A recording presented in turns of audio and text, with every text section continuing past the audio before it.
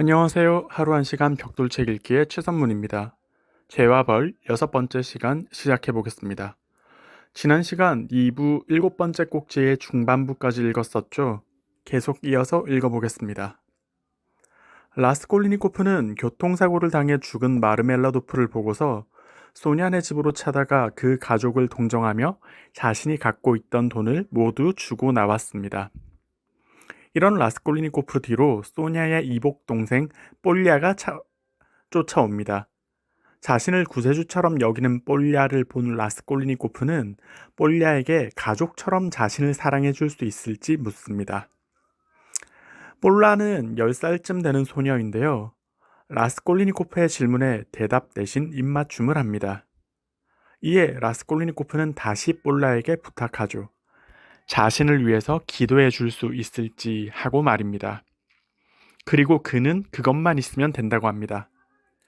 이 말을 들은 볼라는 평생 아저씨를 위해 기도하겠다고 하며 돌아갑니다.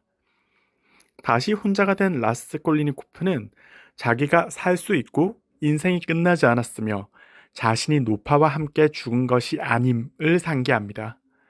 그렇게 아까 들은 라주미힌의 집들이 초대에 응하기 위해 그의 집으로 향하죠.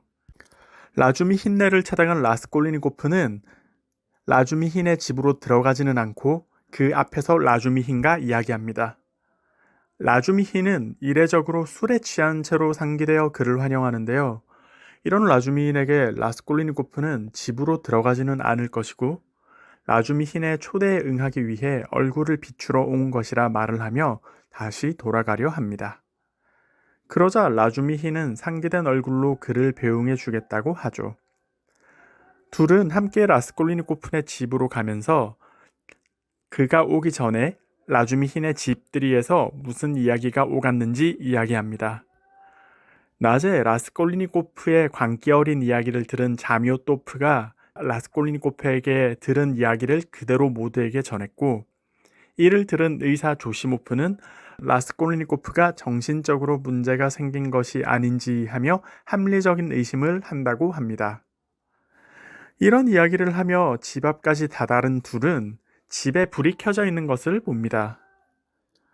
그러며 라줌힌과 누가 왔을지 궁리하며 집으로 들어가 보니 라스콜리니코프의 어머니와 여동생이 집에 도착해 있었던 것입니다.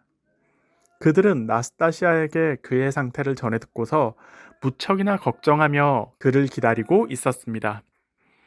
그리고 이들을 본 라스콜리니코프는 견딜 수 없는 충격에 다시 혼절하게 되며 2부가 마무리됩니다.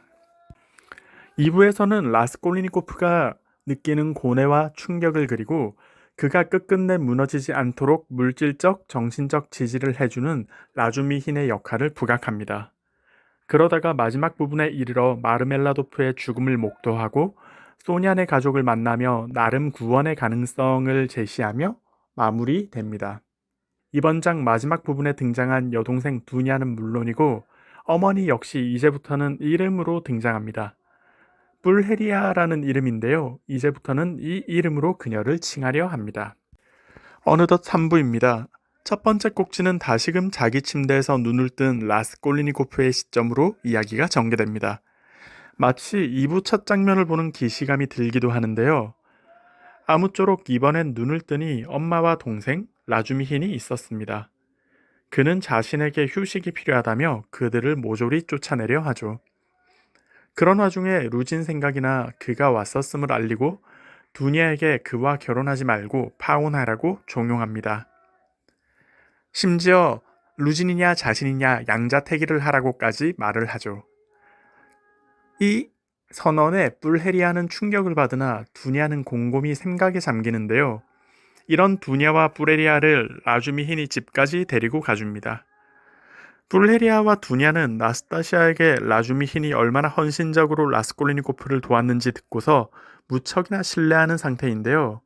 라주미힌은 취기에 절어 횡설수설하기는 하지만 뿔헤리아와 두냐를 안심시키기 위해 노력합니다.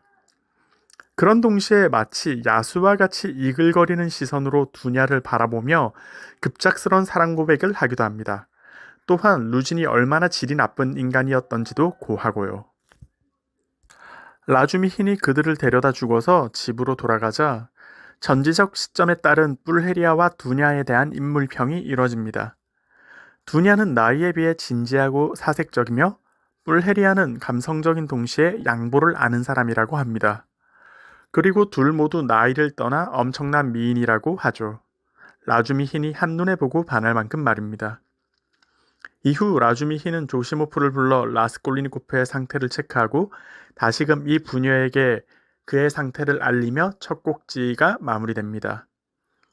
이번 꼭지에서는 라주미 흰을 위주로 이야기가 전개되는데요.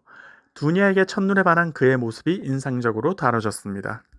두 번째 꼭지는 전날 취기가 오른 채로 잠에서 깬 라주미 흰의 시점에서 이야기가 전개됩니다.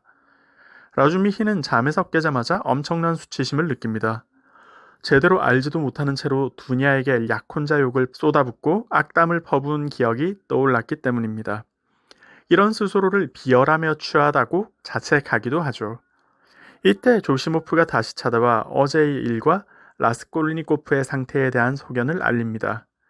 조시모프는 라스콜리니코프가 기본적으로 광적이며 자존심이 무척 센 사람인데 범죄 혐의를 추궁당하자 우울 증세가 폭발한 것이 아닌가 추측하는 상태입니다. 이 대화 이후 라주미는 다시금 두냔의 부녀를 만나러 가 이번에는 맨정신으로 대화를 나누죠. 뿔헤리아는 라스콜리니코프에 대한 평가를 무척이나 궁금해합니다. 이에 라주미는 아주 진솔하고 솔직한 평가를 하죠. 라주미는 그가 어둡고 음울하며 오만하고 자존심이 센 인간이라고 합니다. 그리고 무엇보다 누군가를 사랑할 수 없는 사람일지도 모른다고 하고요. 이에 두냐는 어느 정도 동의합니다. 반면 뿔헤리아는 조금 다르게 라스콜리니코프의 충동성과 돌발성 그리고 변덕심을 정확히 집어냅니다. 그러면서 그의 아들이 아무도 생각 못할 짓을 지금 당장 저지를 수 있으리라고 평가하죠. 역시 어머니의 촉이란 이토록 무서운 것일까요?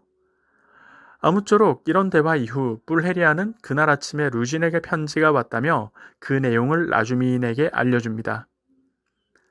루진은 오늘 오후에 이 부녀를 찾아올 텐데 그때 반드시 라스콜리니코프가 없어야 할 것임을 경고합니다. 이미 그에게 충분한 모욕을 받았다고 말하면서 말입니다. 또한 라스콜리니코프가 소냔의 가족, 다시 말해 메춘부의 가족에게 뿔헤리아가 어렵사리 번 돈을 모두 전했음을 고자질하죠. 이렇게 두 번째 꼭지가 마무리됩니다. 오늘은 373페이지까지 읽어봤습니다. 어떤 철학적인 이야기나 의미를 떠나서 이야기 자체가 이제 정말 재밌어지고 있어 촬영을 끄고서도 계속 읽고 싶다는 생각이 들 정도로 몰입이 되었습니다. 다음 시간에는 3부 세 번째 꼭지로 찾아뵙겠습니다. 감사합니다.